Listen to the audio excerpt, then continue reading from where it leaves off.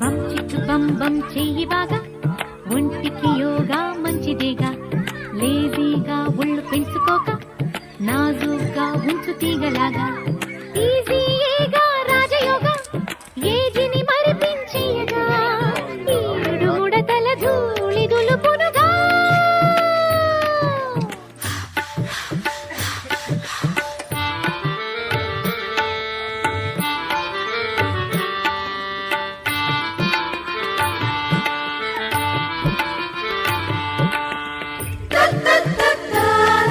A 1, a 2, a 3, a 4,